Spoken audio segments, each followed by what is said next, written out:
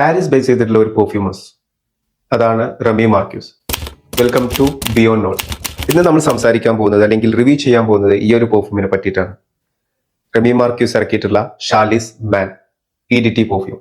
ഇതൊരു 60 ml and 100 ml available ആയിട്ടുള്ള ഒരു ഫ്രാഗ്രൻസ് ആണ്.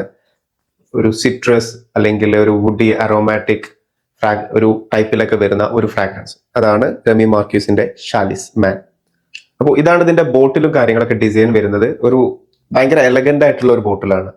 നമ്മൾ കൊടുക്കുന്ന പ്രൈസിന്, അതായത് ഒരു അഫോർഡബിൾ ആയിട്ടുള്ള കാറ്റഗറിയിലാണ് ഈ പെർഫ്യൂം ഇറങ്ങുന്നത്.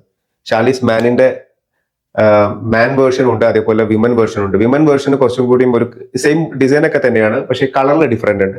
ഈ ഒരു ബോട്ടിൽ ബ്ലൂ കളറിലാണ് മാൻ ഇറങ്ങുന്നത്, വിമൻ ഇറങ്ങുന്നത് ഒരു റെഡ് പിങ്ക് ആ കളറിലൊക്കെ ഒരു കോമ്പിനേഷൻ വരുന്ന ഒരു പെർഫ്യൂം ബോട്ടിലാണ്.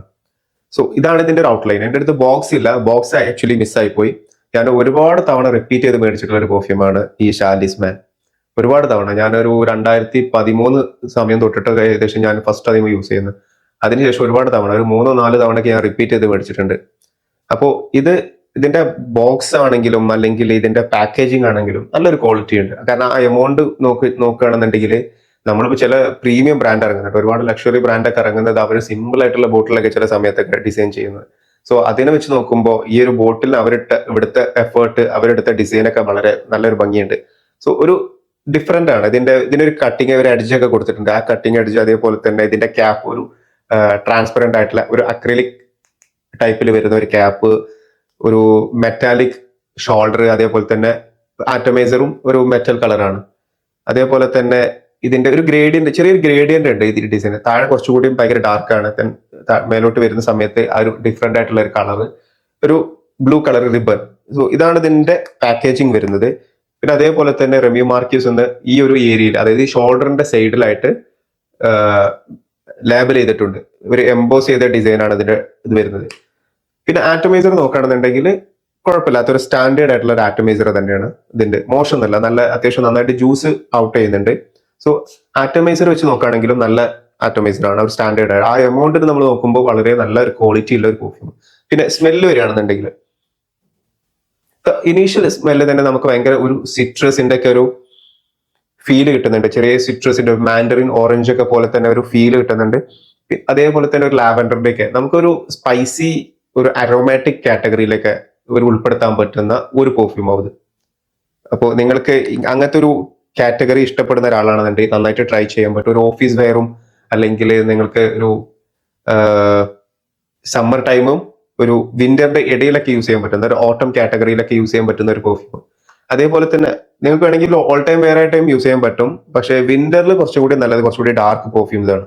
ഇത് കൂടുതലും ഒരു സമ്മർ, ഒരു ഓട്ടം ഒരു കാലഘട്ടത്തിൽ യൂസ് ചെയ്യാൻ പറ്റുന്ന ഒരു പെർഫ്യൂമായിട്ടാണ് എനിക്ക് ഫീൽ ചെയ്തിട്ടുള്ളത്.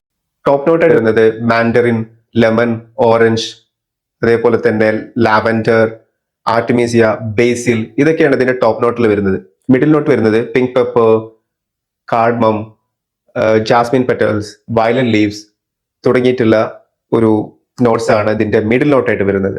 സോ ബേസ് നോട്ടായിട്ട് വരുന്നത് സീദർവുഡ്, സാൻഡൽവുഡ്, അതേപോലെ തന്നെ ബാൽസം ഫയർ, പിന്നെ ഓക്മോസ്, പിന്നെ ആംബറി ടച്ച്. ഇതാണ് ഇതിന്റെ ഒരു ബേസ് ആയിട്ട് വരുന്നത്.